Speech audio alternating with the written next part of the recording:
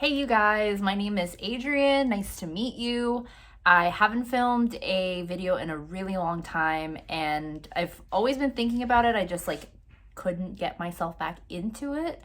But I thought that I would document something that's coming up for me in the next year, which is I'm getting jaw surgery to correct my underbite, which is kind of a big deal. So I'm 30 years old. I have had an underbite as long as I can remember, preteens, even earlier, although I just didn't realize it when I was young.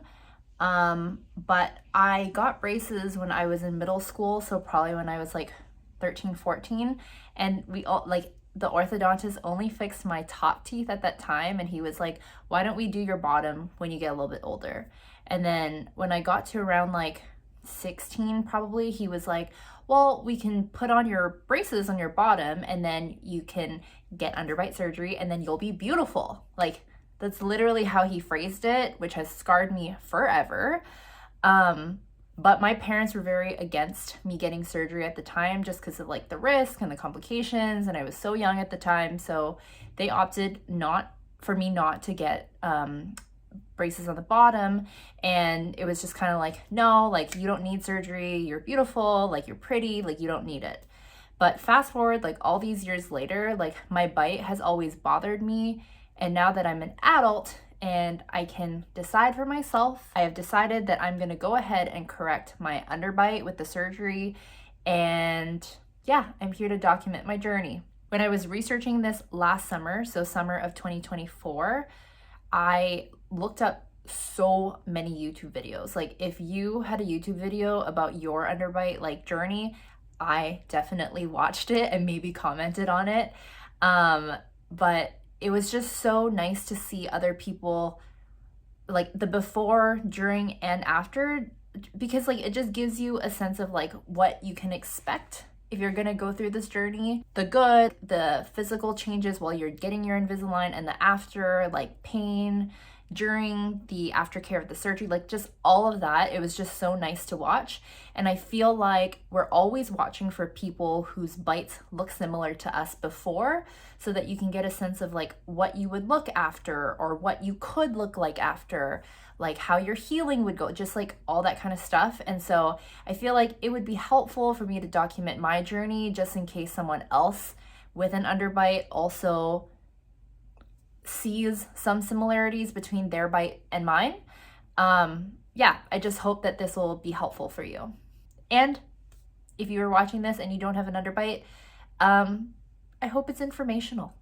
So I'll start with the timeline of when I started looking into orthos and stuff like that. So like I said, I got my braces and I think I only wore them for a year plus when I was 13, 14 to fix my top teeth, to just make them straight.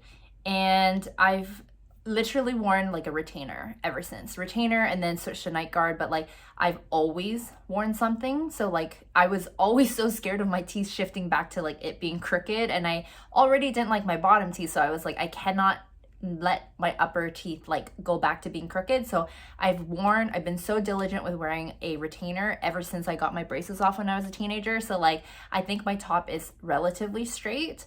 But last summer, so around July 2024, that was when I started really looking into the surgery, and I booked 3 appointments with 3 different orthos,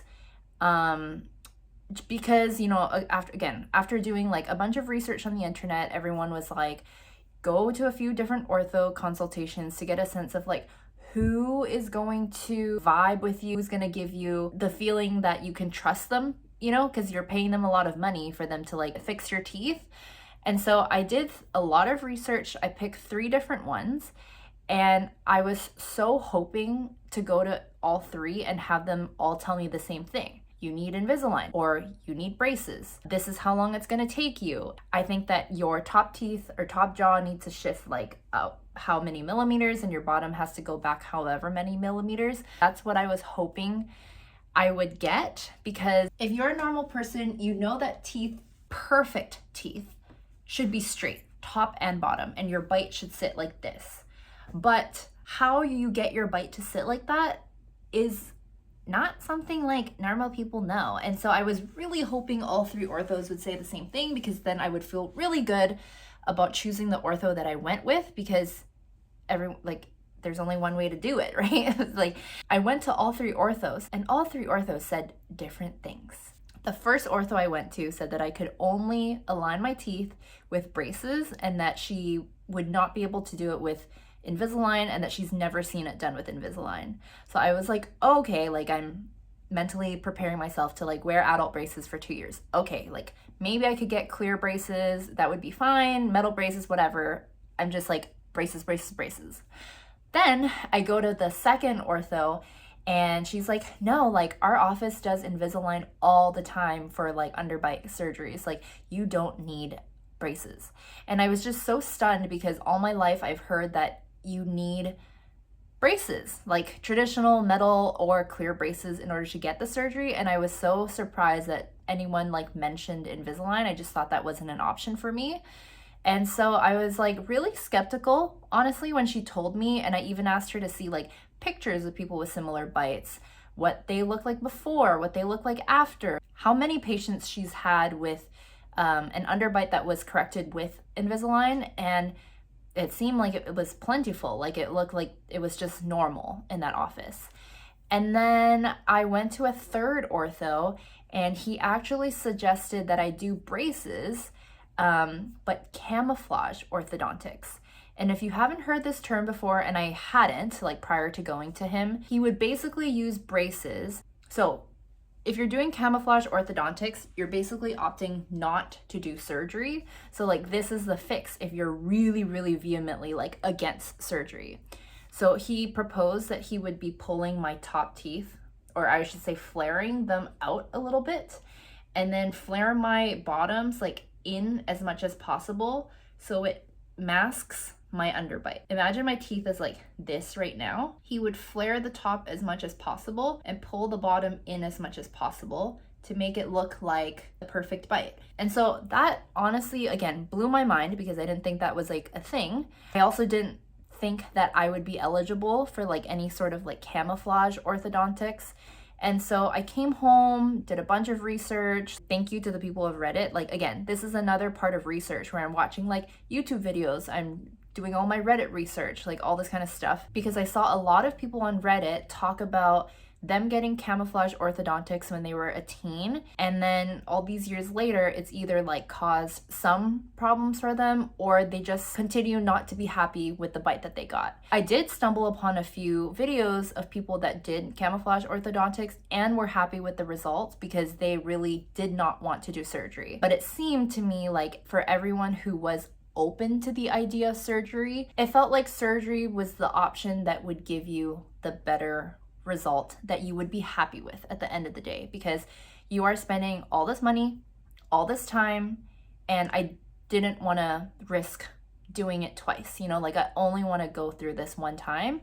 After doing all that research, I ended up going with ortho that offered Invisalign, because I also at these ortho appointments asked who the jaw surgeon was that they were working with, because I also wanted to do my research as to who these jaw surgeons were. And I really, really liked the jaw surgeon that the ortho who did Invisalign recommended. And so I felt good that she was so confident with Invisalign. And I felt good about the fact that she was working with a jaw surgeon that I also read a lot of good things about. My first appointment was going back to the ortho to get like an x-ray. And then after that, she sent my x-ray over to the jaw surgeon. And it took me about 4 or 5 months to get an appointment with the jaw surgeon. Like, I called, I think in August 2024, to get an appointment with like a consultation with the jaw surgeon. And I only got that appointment in December 2024. So that's like August, September, October, November, December, like 5 months.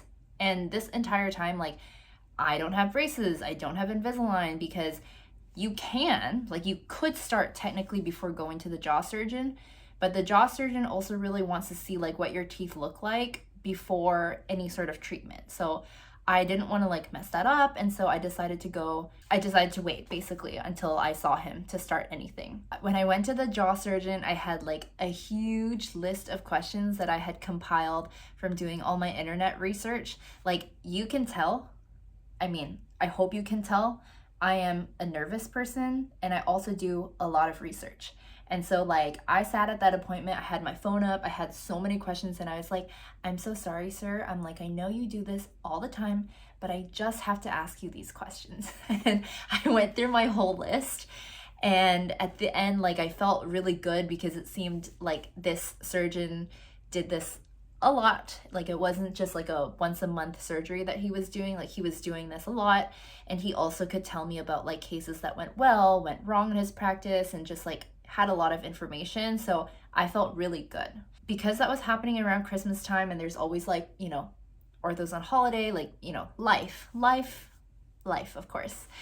The next step was to go back to my orthodontist to do like another consultation and just like, you know, finalize like wanting to start Invisalign and wanting to go for the jaw surgery route. And I did that in January 2025. I didn't know this, but Invisalign takes, like, the trays take about 4 weeks to arrive, like to be printed and to be shipped. And so I could only start my treatment in February 2025, which is this month.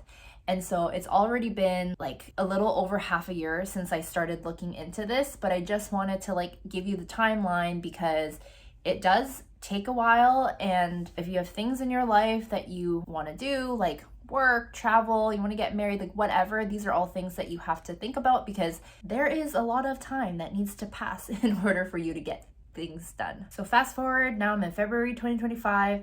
I am literally getting my Invisalign tomorrow. I'm so excited. I have not had braces, of course, like in I don't know how many years, never had Invisalign. It's gonna be really interesting getting like the brackets on my teeth because I'm already worried about like staining from eating foods and stuff like that. And it's gonna be interesting because obviously with the trays, you can't like eat or drink with the trays and you constantly have to be like brushing and flossing your teeth. So that will be new for me. But I'm finally getting it tomorrow, Friday this week. So in 2 days, I'm actually getting my bottom wisdom teeth removed. Years ago in high school, I had gotten my top 2 wisdom teeth removed because my dentist had suggested it at the time. And now in order to get the surgery, like they need the space of the teeth at the back to like move some teeth back. And actually, the reason is because when they do the surgery, yeah, like the incision that they have to make, I think, is going to be where the wisdom teeth are. So that's why they have to like cut that part. And so, yeah, I'm getting both of the bottoms taken out this Friday, which means I'm gonna like give myself a few days to heal and then truly start like the Invisalign tray. So truly, I will start next week, my Invisalign trays. But yeah, I'm excited, I'm nervous, I'm scared, I'm sure the end result is gonna be worth it. But if you're like me and you haven't like done the surgery, I'm sure you understand like all the hesitations and the nervousness that you feel around it. And if you have done the surgery and you're watching this, you probably understand like the relief of getting the surgery, and also you can probably understand the nerves at this time. So yeah, I wanted to record this to like give some information, but I also really wanted to show you like where my teeth are right now, kind of as a documentation for me in the future, but also in case like you have a similar bite or if this is like informational for you. By the way, you might be watching this video and if you don't have an underbite, you might be wondering like, does she even have an underbite? Like, it doesn't even look like it. And whether or not like I have taught myself to talk with mainly my top teeth showing, or whether I've taught myself to smile with only my top teeth, because like, you know, when I smile in photos, it's only like this. Like, I'm not smiling like this. Like, that's not a thing. I've learned not to expose the underbite because I don't like it. So I'm sure other people with underbites can understand. But yeah, like whether or not you notice when I'm talking, because mostly my top teeth shows, but like it still bothers me, the fact that it shows, you know? Like, let me show you. If I bite down, I think it's kind of obvious here.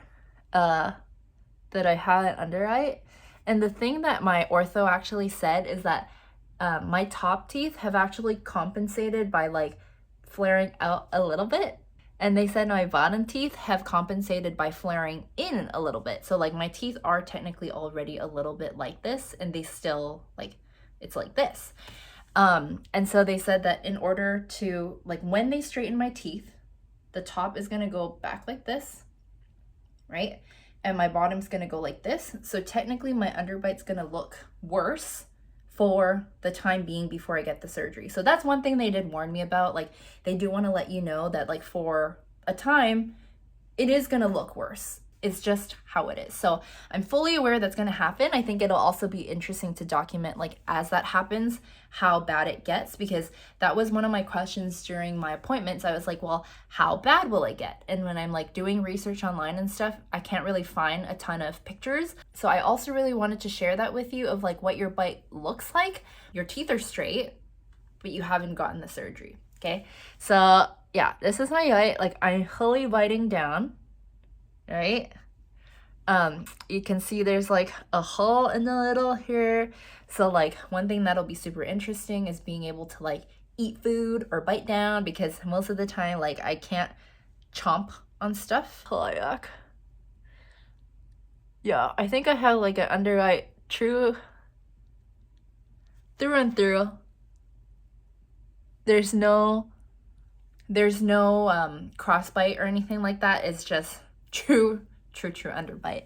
And if I go on the side, so this is my side profile.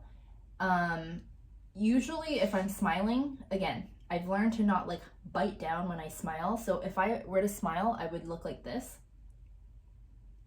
Because again, I'm not biting down, all right? I'm just doing a phantom, pull my teeth back and smile. But if I were to bite down and smile, it would look like this.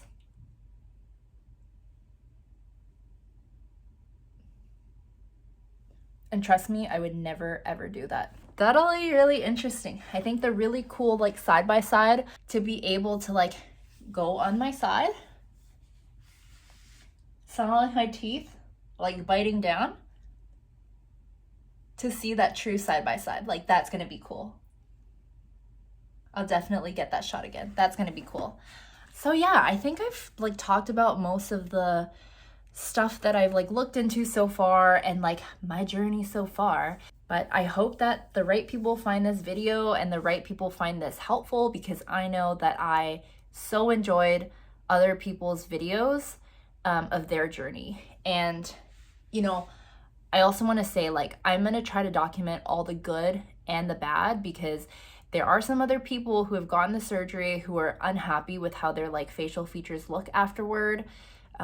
There's people who, you know, might have gotten some like nerve damage, or there's definitely going to be like a loss of sensation I'm expecting into my chin or something like that. So yeah, I'm gonna document everything, because knowledge is power, and I want to share that with you guys. Thank you for watching. I will record another one probably once my Invisalign is in and my wisdom teeth are out. Oh, I don't know if I mentioned this, but the expected timeline of when I would get all of this done is 2 years. I will be onto my perfect smile starting tomorrow, hopefully done in 2 years. Thank you for watching. Bye.